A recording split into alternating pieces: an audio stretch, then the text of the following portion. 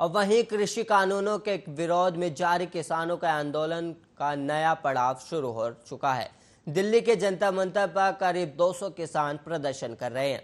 ये किसान आंदोलन संसद की तरह होगा। सिंगू, टिकरी और गाजीपुर बॉर्डर से बसों में भरकर किसानों को जंतर मंतर पहुंचाना शुरू हो चुका है।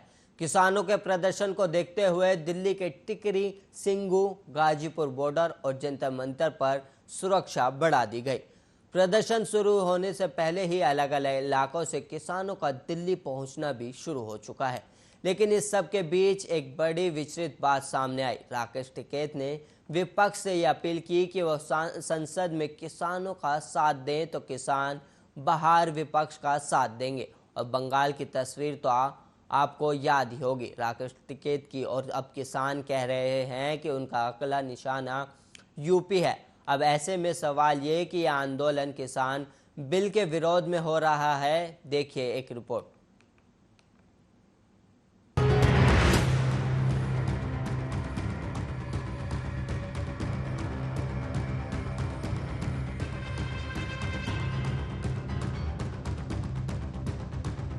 कृषि कानूनों के खिलाफ जारी किसानों के आंदोलन का नया पड़ाव गुरुवार को शुरू हो चुका है।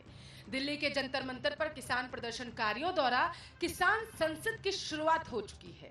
किसान संगठनों के मुताबिक जब तक संसद का मानसून सत्र जारी रहेगा, वह हर रोज यहां पर ऐसी किसान संसद लगाएंगे। आपको बताते चले कि गुरुवार सुबह सिंघू, टिकरी और गाजीपुर बॉर्डर से बसों में भरकर किसानों का जत्था जंतर मंतर पहुंचा। हालांकि दिल्ली पुलिस के द्वारा सिर्फ 200 किसानों को जंतर मंतर पर प्रदर्शन करने की इजाजत दी गई थी। जंतर मंतर पहुंचने के बाद किसान नेता राकेश टिकैत ने कहा कि हम यहां पर अपनी आवाज उठाएंगे। विपक्ष को सदन के अंदर हमारी आवाज बनना ही चाहिए।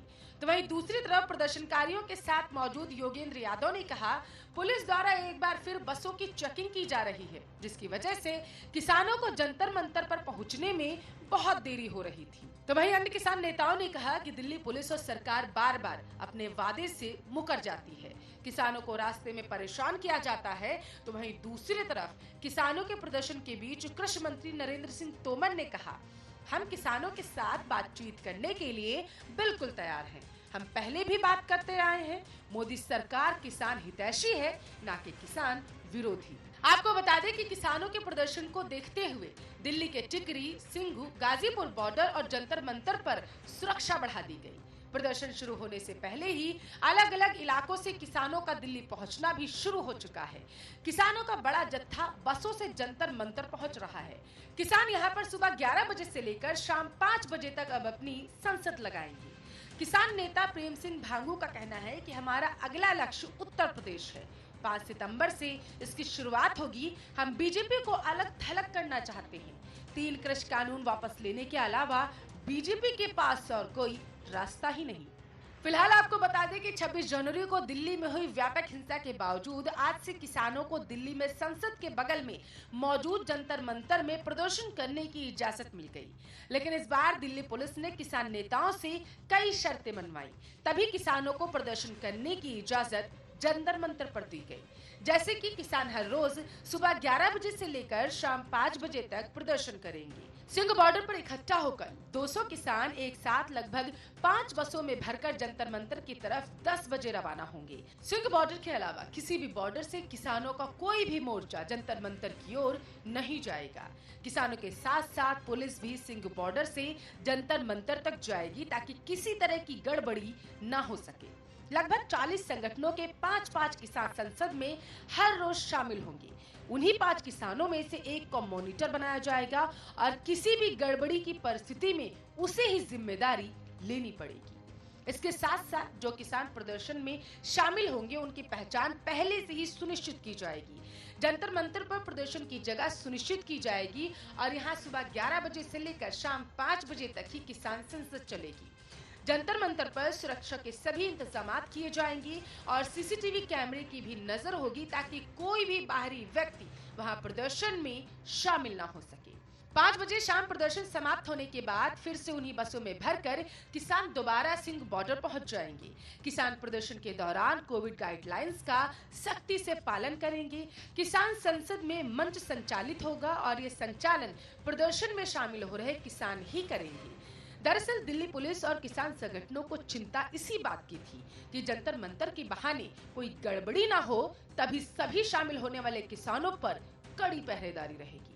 सूत्रों के मुताबिक खालिस्तानी आतंकी साजिश को लेकर आईबी ने बड़ा अलर्ट जारी कर दिया है। कहा गया है कि खालिस्तानी माहौल खराब करने के लिए बड़ी साजिश रच रहे हैं।